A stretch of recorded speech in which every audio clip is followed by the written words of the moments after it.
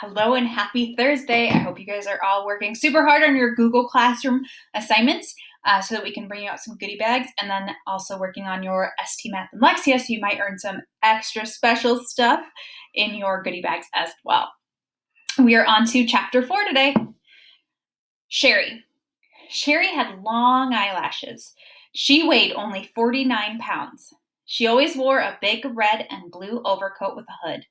The overcoat weighed 35 pounds. The red part weighed 15 pounds, and the blue part weighed 15 pounds, and the hood weighed 5 pounds. Her eyelashes weighed 1.5 pounds. She sat next to the window in Mrs. Jewls' class. She spent a lot of time just staring out the window. Mrs. Jewls didn't mind. Mrs. Jewls said a lot of people learn best when they stare out a window. Sherry often fell asleep in class. Mrs. Jewls didn't mind that either. She said that a lot of people do their best learning when they're asleep. Sherry spent all of her time either looking at the window or sleeping. Mrs. Jewls thought she was the best student in class. One afternoon, she was very hot.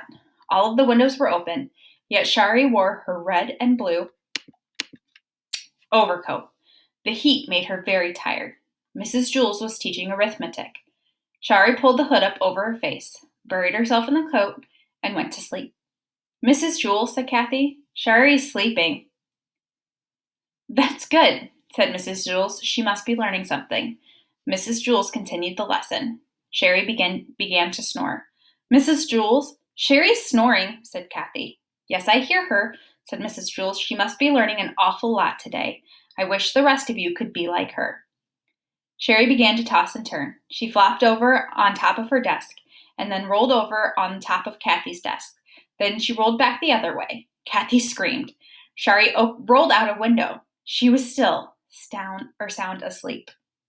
As you know, Mrs. Jewls' class was on the 30th story of Wayside School, so Sherry had a long way to go. After she had fallen 10 stories, Sherry woke up. She looked around. She was confused. She wasn't in Mrs. Jewls' class, and she wasn't at home in bed. She couldn't imagine or figure out where she was. She yawned, pulled her hood back over her eyes, and went back to sleep. By that time, she'd fallen another 10 stories.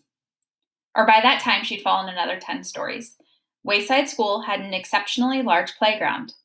Luis, the art teacher, was the way over on the other side of it when he happened to see Sherry falling out the window. He ducked under the volleyball net, hurtled past the kickball field, hopped over the hopscotch court, climbed through the monkey bars, sped across the grass, and caught Sherry just before she hit the ground. The people in Mrs. Jewls' class cheered. Sherry woke up in Lewis's arms.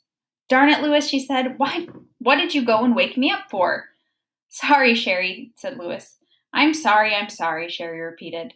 Is that all you can say? I was having a wonderful dream until you woke me up. You always bother me, Lewis. I can't stand it. She laughed and hugged him around the neck.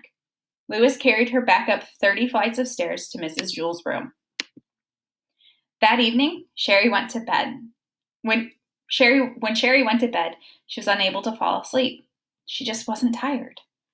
I wonder why she wasn't tired. And I would not suggest sleeping in class because I know that your best learning is not done while you're sleeping. It's while you're listening. I hope you guys have a great rest of your day, and I will see you tomorrow. Bye.